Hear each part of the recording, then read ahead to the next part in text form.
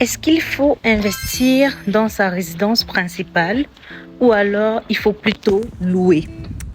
J'ai eu très souvent cette question et je vais te donner mon avis dans cette vidéo. Le raisonnement que je vais te donner dans la vidéo, c'est le raisonnement d'une personne qui a une intelligence financière et qui sait où elle veut aller. D'accord? C'est le raisonnement d'une personne qui est concentrée. On va considérer que tu as 2000 euros. D'accord? Tu as 2000 euros, tu as deux choix. Soit tu investis ces 2000 euros dans une résidence principale, soit tu vas dans le locatif. Alors, supposons que tu investis dans une résidence principale. Ça va te faire de l'épargne forcée. Tu ne jettes pas d'argent par la fenêtre, comme certains aiment le dire. Et tu te constitues un patrimoine. Ok, et là tu investis tous tes 2000 euros. Ce qu'il faut savoir, c'est que, première des choses, tu es en train d'impacter ta capacité d'endettement.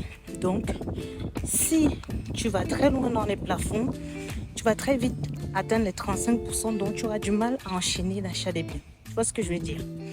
Ensuite, en général, quand tu prends ta résidence principale, tu cherches quelque chose de vraiment beau, quelque chose qui va te plaire, quelque chose que tu seras à l'aise, quoi. Et l'autre chose, c'est que ce sera difficile pour toi aussi de prendre des décisions pour te déplacer, si tu veux changer d'environnement et tout. Donc, prends ça en compte si tu mettais tes 2000 euros là dans la résidence principale. Maintenant, si tu fais du locatif, on reste sur les 2000 euros. Ce que je te recommande, c'est de prendre 1000 euros, aller chercher un loyer de 1000 euros pour y habiter. Et c'est là où le bas blesse, parce que beaucoup ne vont pas faire ce sacrifice-là d'aller chercher un loyer de 1000 euros et d'investir les autres 1000 euros.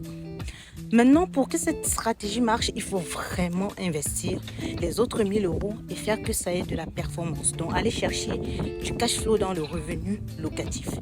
Et à partir du moment où tu génères de l'argent avec un premier bien sur ces 1000 euros là, par exemple 500 euros, tu peux enchaîner un deuxième bien. Et si tu veux, à ce moment-là, tu as à récupérer la capacité de 2000 euros pour pouvoir investir dans la résidence principale que tu veux.